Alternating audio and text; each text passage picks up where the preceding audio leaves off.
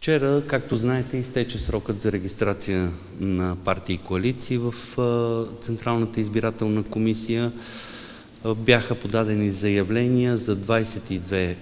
партии и 7 коалиции. По отношение на подадените заявления, Централната избирателна комисия се произнесе със съответните решения,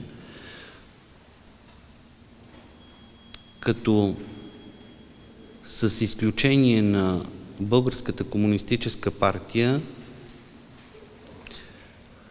там 2 пъти бяха подадени заявления, като първото заявление е подадено от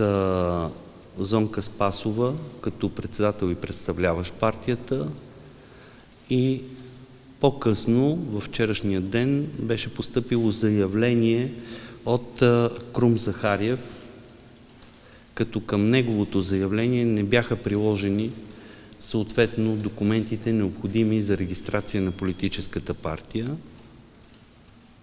Не беше представена и подписка с 2500 избиратели, които подкрепят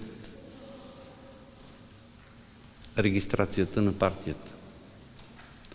Тъй като Централната избирателна комисия извършва регистрацията въз основа на представените документи,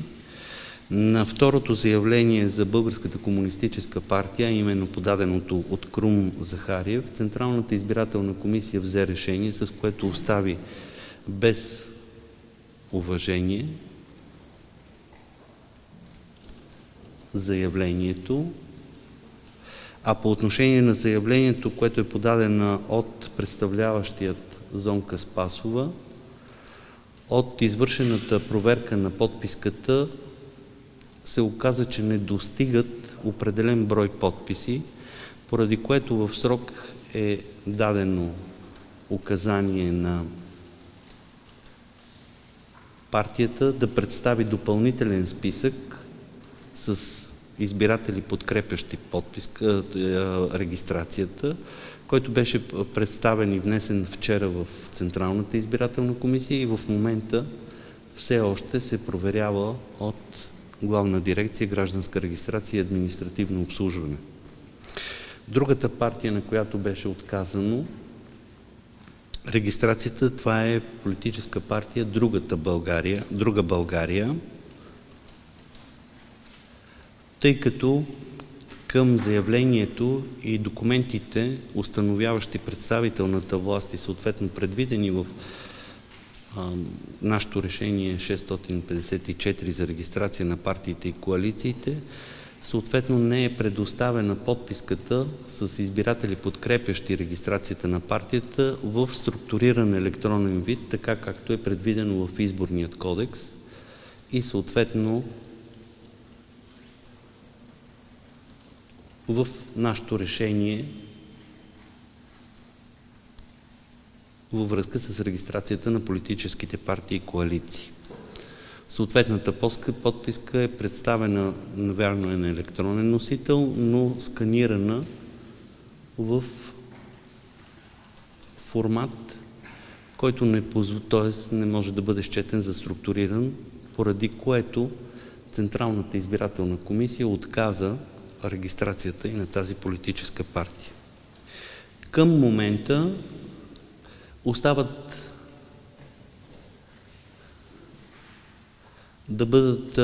върнати протоколите с проверка на подписите за 9 политически партии и 2 коалиции.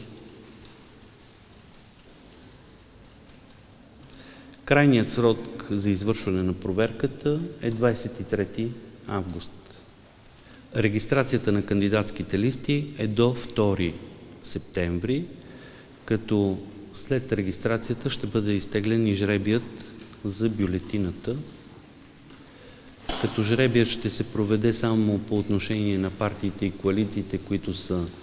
регистрирани и са издигнали съответните кандидатски листи,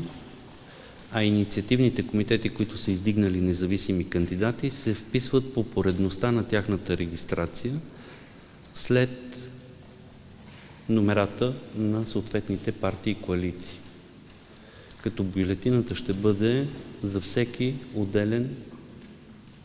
избирателен район. Всяка една от партиите и коалициите може да издигне кандидатска листа, която е удвоеният брой на мандатите за съответният район. Това ще бъде дължината на кандидатската листа съгласно закона.